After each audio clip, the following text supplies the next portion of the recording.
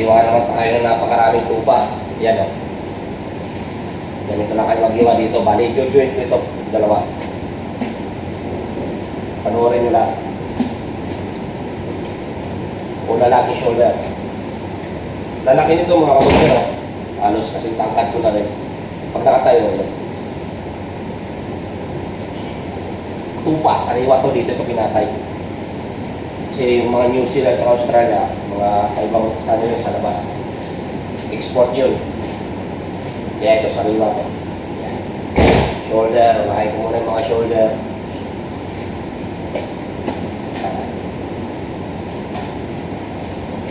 Yan, puro shoulder yan mga kabutser.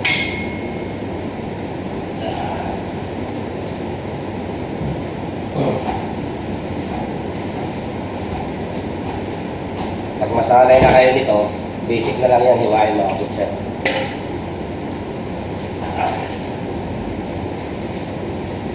Tanggalin natin itong balat.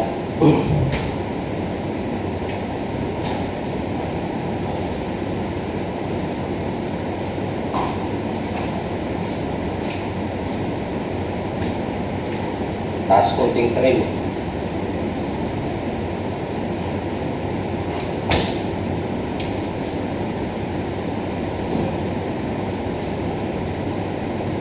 Ganyan lang maghiwa dito mga kabutser. Sa tingin na to.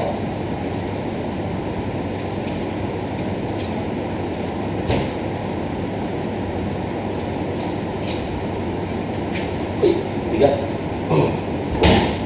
Ito rin.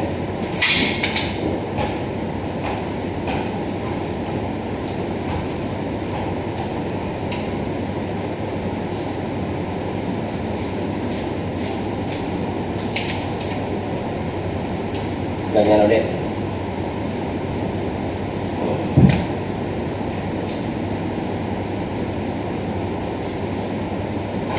Joint ko ito, kaya tingnan nyo. Kaya yung mga mapupunta dito butcher sa Middle East, ganyan ang trabaho nyo, morin tupa. Yan ang laki. Ito joint na to.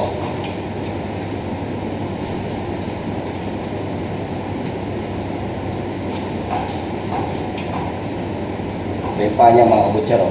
Ganda, sariwang-sariwa.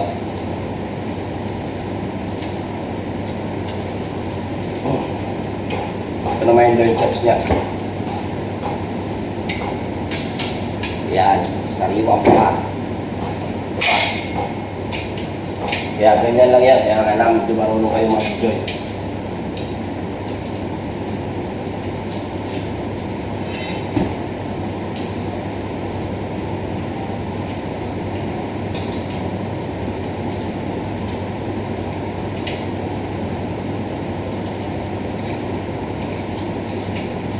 Yan. Sunod natin itong maliit. Ito, hati lang itong mga kabutser, hati lang. Pero tanggalin mo na yung shoulder. Yan.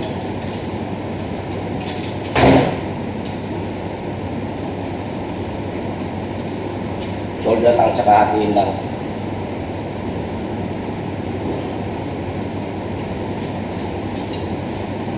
Yan. Tapos hatiin dito sa may pinakagitna, pagitan ng ribs.